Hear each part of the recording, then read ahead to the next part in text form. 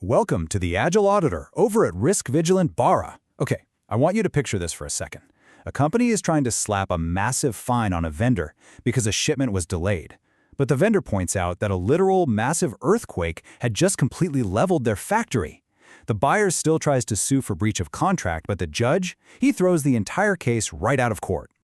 So, why on earth did the judge just toss the case out? Well, it turns out the buyer completely forgot to read the fine print. Specifically, the Force Majeure clause. Yep, big mistake. So let's dive right into this explainer and unpack the 3 absolutely crucial rules of what I like to call the corporate breakup.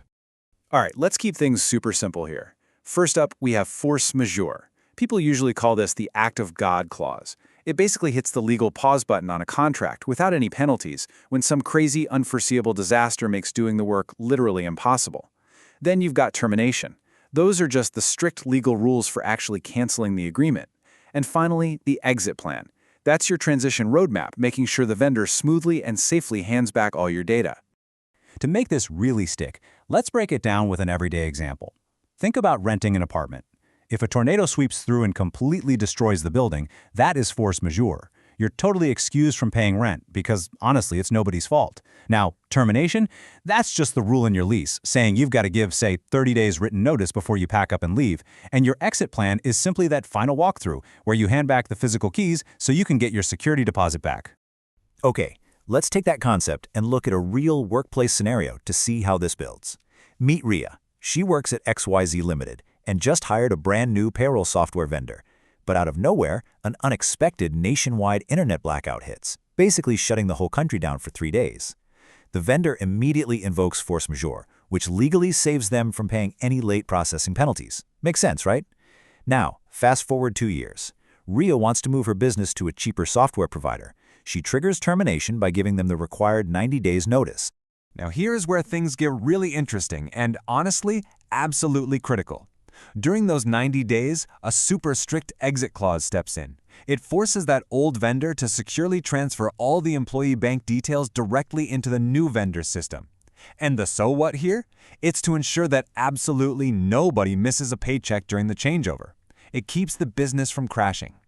Let's bust a common myth really quick, because beginners constantly mix these 2 types of breakups up. We have termination for cause versus termination for convenience. Termination for cause means you're breaking up because they failed. The vendor breached the contract, so you can usually fire them instantly and even demand financial penalties. But termination for convenience, that's breaking up just because you want to. Maybe they did a great job, but your business needs just shifted. In that case, you absolutely must give proper notice and pay them for any work they've already completed. But here is the ultimate red flag for us auditors. We actually have a nickname for it. We call it the hostage situation.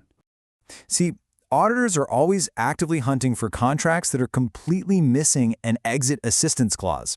Think about it. If you fire a terrible IT vendor, but you didn't legally force them to hand over transition data in the contract, they can literally hold your entire company hostage. No joke, they might refuse to hand over the master admin passwords and could even demand a massive, totally unbudgeted ransom from you just to give you your own company's assets back. All right, let's wrap this explainer up. If you take away just one thing today, remember this simple formula. Force majeure pauses the relationship. Termination cancels the relationship.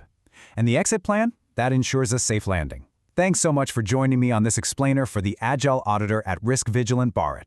But before you go and sign your very next contract, I want you to seriously ask yourself, if your vendor goes completely rogue tomorrow, who really holds the keys to your company's data?